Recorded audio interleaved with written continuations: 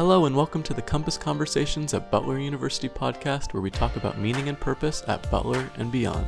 Enjoy the journey. Compass Conversations is a new podcast series with the Compass Center, formerly known as the Center for Faith and Vocation. In these conversations, I'm going to chat with Butler University alumni about their career journeys of meaning making and fulfilling purpose, highlighting the impactful work they're doing in the world. My name is Julie Diltz. I'm a Butler alumna and Butler volunteer. I feel most aligned with my purpose and values when I'm connecting with others, learning new things, and contributing to the thriving of others. For this episode, I have a conversation with Karen Alter, a Butler alumna and volunteer, and the CEO of Borshoff, an advertising and public relations agency in Indianapolis. Hi, Karen, and welcome to Compass Conversations. I'm super excited that we're having this conversation today. Hi, Julie. I'm so excited to be here with you. Thank you. We're going to talk about what meaning and purpose look like in your life, maybe how that has evolved since the time that you were a student, and what that looks like in your work life today. But first, let's have you introduce yourself. Tell us a little bit about what you do professionally, and then tell us about yourself personally, where you live, who your important people are, what's interesting to you. Well, thank you. Yes, I'm so excited to be here and having this chat with you. Again, my name's Karen Alter, and I'm the CEO of Borshoff. And Borshoff is an Indy-based public relations advertising full-service communications agency. And so I've been with the company since 1997 and the CEO since 2016. I've worked in the marketing and communications field ever since graduating from Butler, however, and that was in 1985. I graduated with a degree in public and corporate communications. They don't have that anymore. It's called strategic communications. Right. But I also got my master's degree in journalism from Indiana University several years later. On a personal level, I'm married to my husband, Dick. We've been married 32 years, and we have one son, Matthew. He's 24. And he's gainfully employed now, so we've done our job. It's exciting. And we have a dog. We have a collie named Maddie, and it's her world. We're just living in it pretty much. But we have a lot of fun living here on the south side of Indianapolis. It's where I have a lot of family members close by, and yeah, I've just grown up here and I've been in Indianapolis all my life, and just love the city, love the state, and love the work that I do and the people that I get to do it with. That's great. I know you have a lot of connections to Butler and have spent some time in service to Butler. Maybe tell us a little bit about those different connections too. Sure, yes. Well, currently I serve on the advisory board, the Dean's Advisory Board for the College of Communications. And I have done that for, I want to say 6 years possibly. And that's been a really rewarding thing, just because I feel like so connected to the college and, what I was able to gain from it. And that really feels like a way to give back, to think strategically about the future, what the education is for those students. Obviously, the board members aren't making those decisions, but we can provide input and we can provide support in those areas. And then I also, a couple of years ago, it was during the pandemic, I decided, I think I'd love to maybe get back into the classroom. I had taught at a couple of other universities many, many years ago, actually before our son was born. And I thought, wouldn't it be fun to do that at Butler? And I got a call back like weeks later, and they said, how about next semester? This was in 2021. And so I was able to do 3 semesters teaching back in the classroom during the pandemic, which was different and challenging. Yeah. But it was on the subject of promotional writing. So I'm a writer at heart, and I just really loved giving that. It was a general overview of all the different kinds of writing, whether it's in advertising, public relations, journalism, news media, television, anything. And it was just really, really fun to connect with those students. And as a matter of fact, I'm having coffee with one of my former students later today. So just to catch up. And I've been doing that with a handful of them. That's what it's really all about, is giving back to Butler, because I just received so much from it. And I'm so grateful for that. I love it. I didn't realize that you were teaching. That yes, sounds like a terrific experience. I stopped a year ago just because it was getting really, really challenging. And with all of the new technology with AI and everything and how that was impacting writing, I just knew that the Oh, course, that particular course was going to need like a complete overhaul. And it really needed somebody that could give that the full-time attention, yep, not just yep. the adjunct status that I was. But, maybe sometime in the future, I love the classroom. I love teaching. So maybe Awesome. see.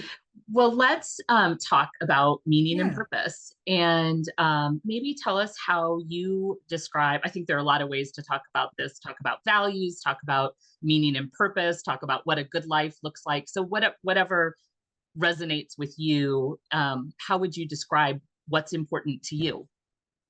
I think for me, I just mentioned the idea of teaching, but I feel like I'm a lifelong learner.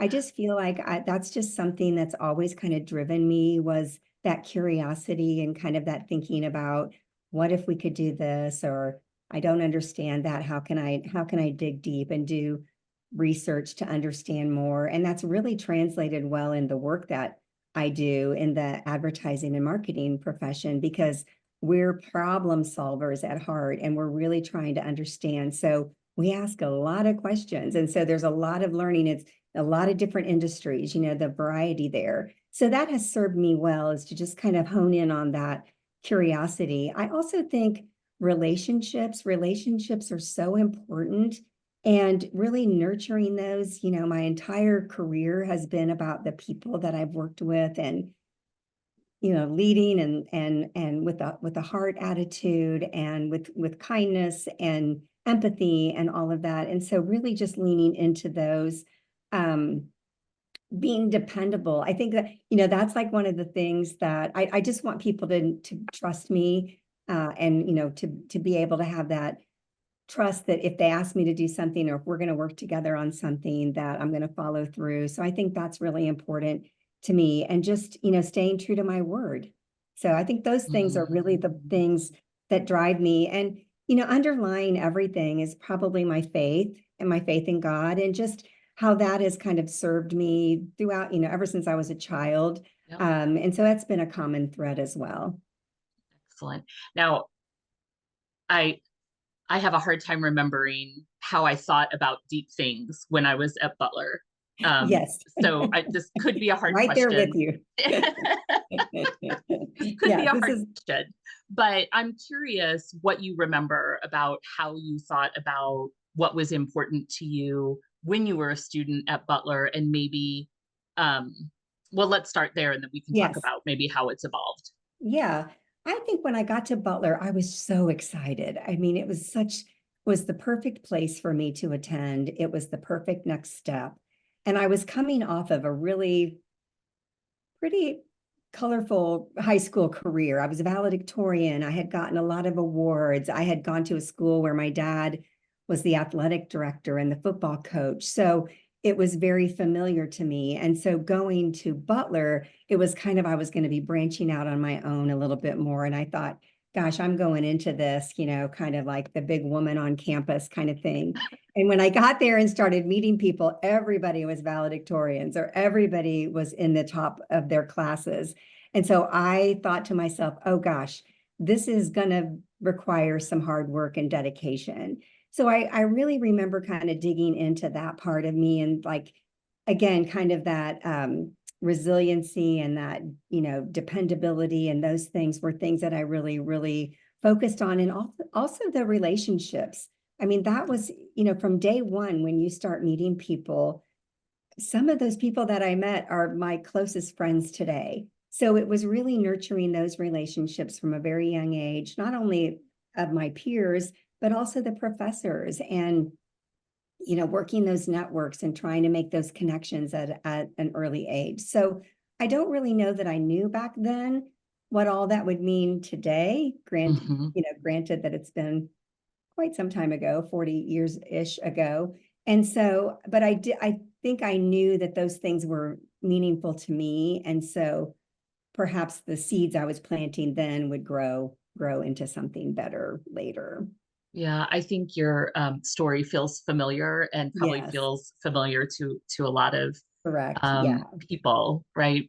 Yeah. It's Um, all about connections and how you stay connected to people. It really is. And what you pour into them, it's really what matters.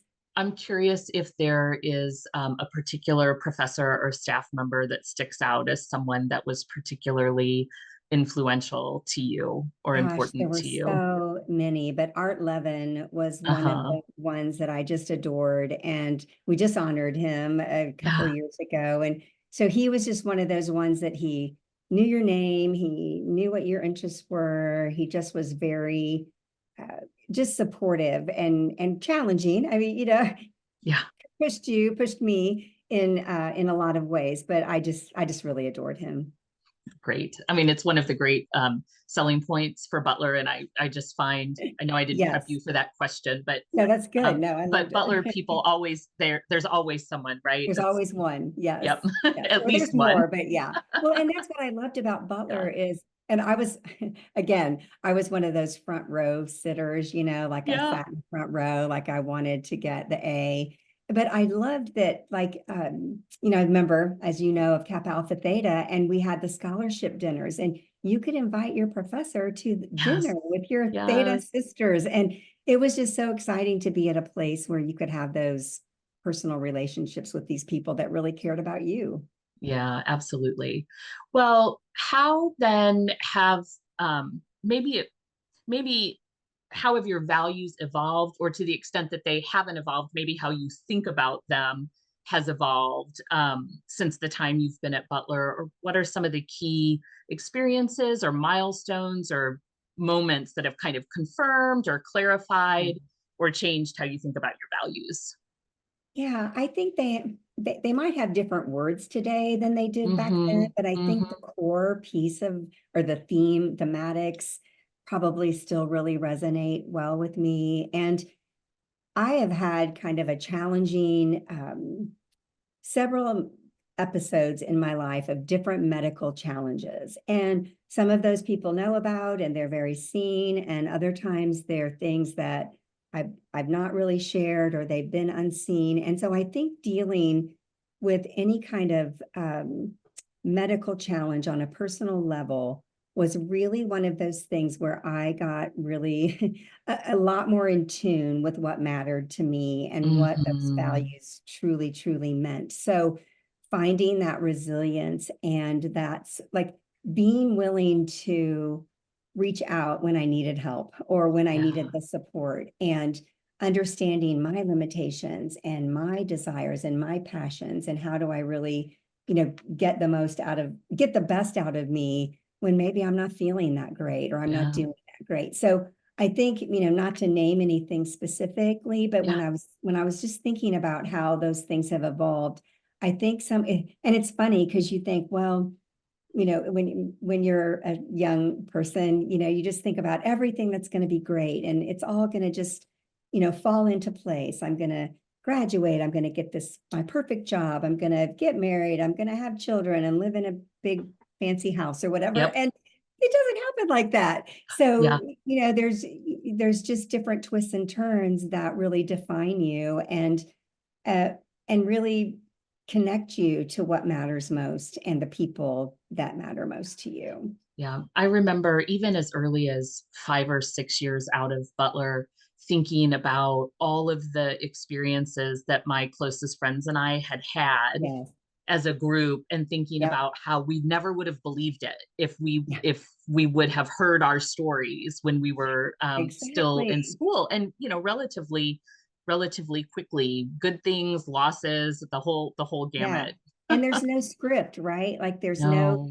there's no perfect path and everyone's on his or her own journey. And that was just one thing. I mean, you kind of when you're in school, you kind of think there's this like recipe, right? Like there's this formula that everybody's doing. So the result of that, or the result of that formula is going to be X. Well, Yeah. it ends Yeah. up being all of the letters, and many, many Yes. different routes to where you end up. But I think everything has meaning. Like I'm one of those people that Yes. believes that that every decision that you make, every path that you take, there was meaning behind that. There was something that led you there. And so I do have the the great benefit today of being, as old as I am and being able to look back and go, gosh, I probably, I didn't see it then, but now I see Yes. it. And I just feel like, gosh, all those pieces did connect and there was purpose in all of those. And that's where your learner and your curiosity show up too, Exactly. right? Because Yes, you have the exactly. ability, and the critical or the liberal arts sort of reflective thinking that we Yes. learned while we were at Butler feeds into The that. the well-roundedness of it all. Yes, Mhm. exactly. Yep. Well, this next set of questions, here's where it comes from for me.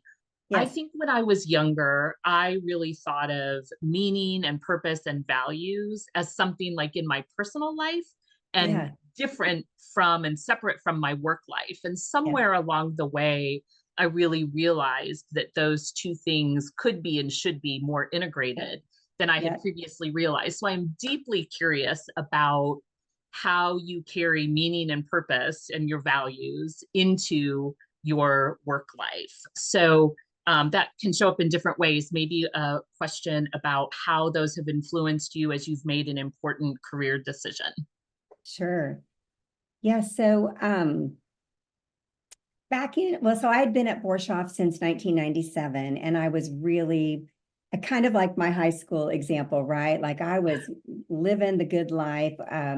I was running a department. We were growing. Borshoff was originally founded as a public relations agency. For those of you in the industry would understand that, but my background was really more in the advertising and marketing side of things. So the owners at the time said, go for it, Karen, like grow that area as well. So that was really my jam, right? Like I was growing that department. We were getting more clients. It was just so exciting. And then I got asked to be an owner. And that was really a time where I had to look inside and say, okay, this means if I say yes to becoming an owner, there's a ton of benefits, but it also means this is where I'll retire. And Yeah. so it was really one of those kind of, not, I want to say like hard decisions, but it was a really deep decision that I had to go deep on. And Mhm. in navigating any of that, I had to think about like my family and our lifestyle and what this was going to, my stress levels, back to those medical Yes. things that I Yes. had always dealt with. And so how was I going to fare with all of that? And what was that really going to look like on the other side? And so that was really, kind of a challenging thing. And my advice to people, it's funny because I was just even telling a family member about this practice that I've done forever, is the pros and the list of pros and cons. And Yes. I don't know who Yes. taught me this, but you write down all the pros and all the cons to any big decision that you're doing.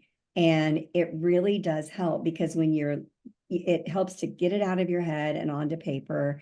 And it really helps to kind of delineate, gosh, what are the big things what is this change really how is it going to impact me? And so that's one tip that I have, because it helped me at that time really understand that is something that I wanted to do, and that the effort and the investment was going to be worth it on the other side. I love that. It does sound like a simple tool, doesn't it? But it's one that It I go back does. to over and over. Yeah, Yeah. and I just shared that with somebody recently, like, do your list of pros and cons. Yeah. Well, let me go from that one to what Yeah. other practices, habits, tools do you rely on? Yes. I have a Do visual. you? I love it. Because I don't know who taught me this, but I've been doing it for probably 25 years. But Yeah. I don't know if you can see that. Can you Oh, see that? there it is. Yep. The background makes it a Oh, little the bit background kind of takes difficult. it Yeah. away. Yeah. There you go. Here we go. Yeah. It's a weekly snapshot of everything that I have to do, even though it's on my phone, even though it's in my, planner on my Yeah. laptop. I write down the weekly view of all the meetings I have, and then all the important tasks. And then back to your point, our worlds, our personal and professional lives are so intertwined now. Yeah. I put everything on there. Like if I have something in the evening, or if I have a volunteer thing that I'm doing, or a wedding that I'm attending on the Yeah. weekend, it's all on that weekly planning, that weekly tool. And I feel like for me, that just encapsulates, and it's really, if you write it down, you're going to do it. Yeah. That's Yeah. just another practice thing. It kind of eerily like aligns with the pros and cons thing, but I feel like that, that's a really good tool. And then when you cross things off, it's very satisfying. Yeah, that is true. The I'm one other who thing, adds the things I've already done yeah, so well, I oh, I can cross love it doing off. that. That's like oh yes, and I did do that. Yeah. Cross it Yeah. off. No, but Well, the other thing that I love doing is the gratitude at the end of the day, the three yeah. things. I'm sure you've heard of this, but I heard recently, it was just reinforced for me. I heard a nurse speak at a conference, and she shared the mental and physical benefits of a gratitude practice, Yes. and really prescribing that to patients who are undergoing like really, really severe medical challenges. And like they have like medical proof and data that the practice of, when patients practice gratitude, their results and their healing process is faster Isn't that and better. amazing? It's Yeah. amazing. I mean, she's done a lot of these great, research studies. And so for me, that just kind of reinforced it. I got out of practice. I'm trying to get back into it now. But I think it is a mindset thing, activity Yeah. that you can do. And then you go to sleep. That's when your mind processes a lot of things. And so I think you just wake up, a little bit better and a little bit more ready for the day. Yeah. Can I go back to your snapshot that you Yeah, yeah, showed? sure. How do you make sure that what goes on to your to-do list is consistent with what's important to you, and that you don't Mm, let the important things get squeezed out by other people's yes. priorities?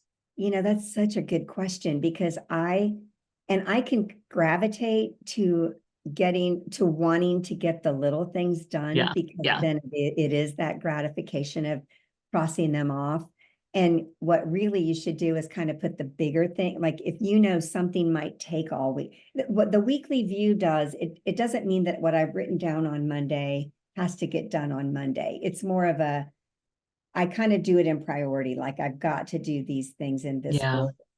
Now, and you're right, that is what I have deemed as important, Yeah. in Yeah. my world. How do I navigate stuff that comes up and flows in? It just does.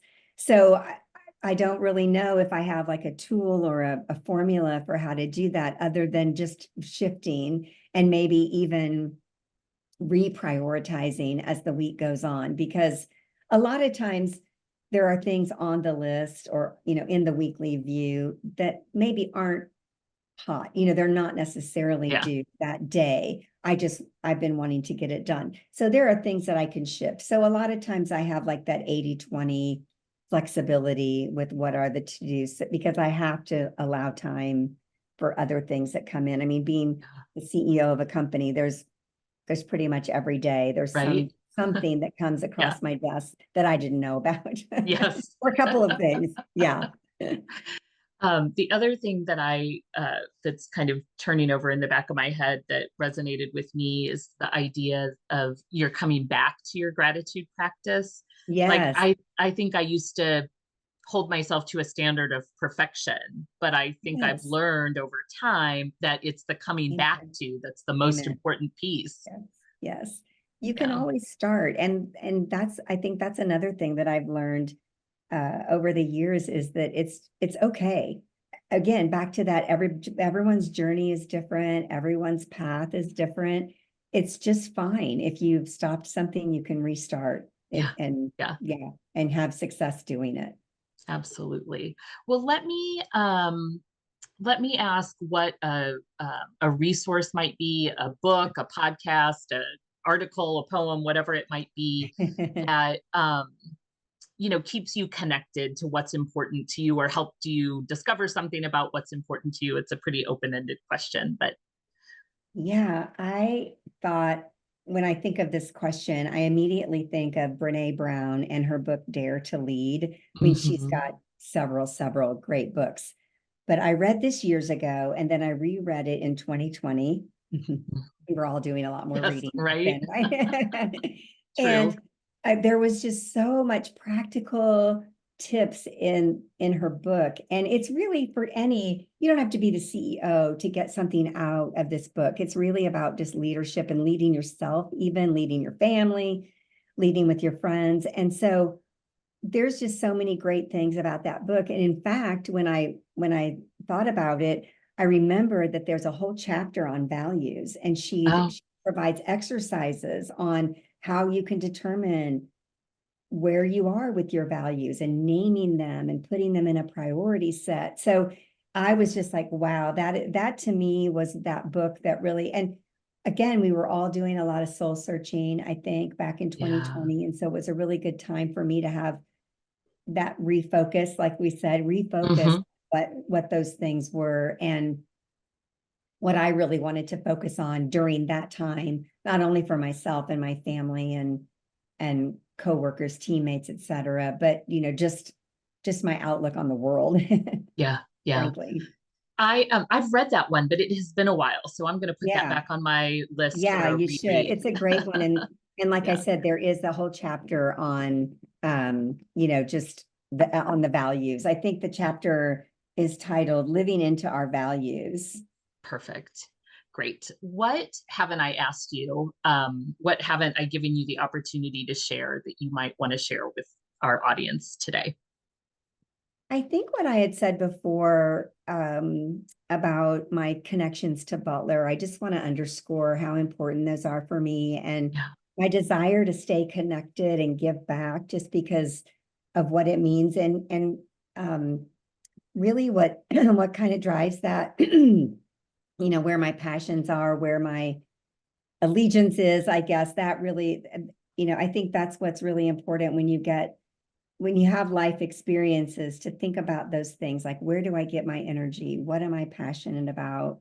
Where do I want to give back? And so really linking in your values with those questions and aligning those and making space for those and prioritizing because you can't do it all and you can have seasons of life where things happen and that's your focus. So, you know, thinking about those, really being intentional about where it is that you want to give back and why you want to do it, I think is just really, really important. And, some underlying things for me have been, the faith, family, friends. I mean, those things have really helped me kind of define those spaces in my life and helped me to have a really fun career and really great relationships. So I'm so happy that we were able to connect for this conversation. When I first started talking to the Compass Center leaders about it, you were absolutely one of the first people that popped into my mind. And we've known each other a long time now. And I love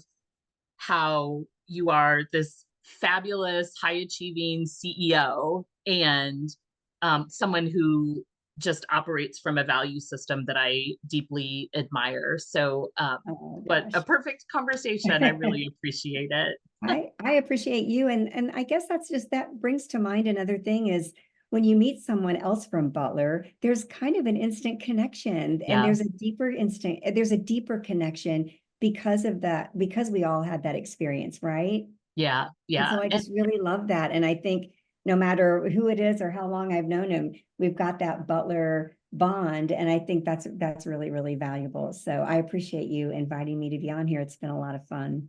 excellent. Thanks so much, Karen. Thank you.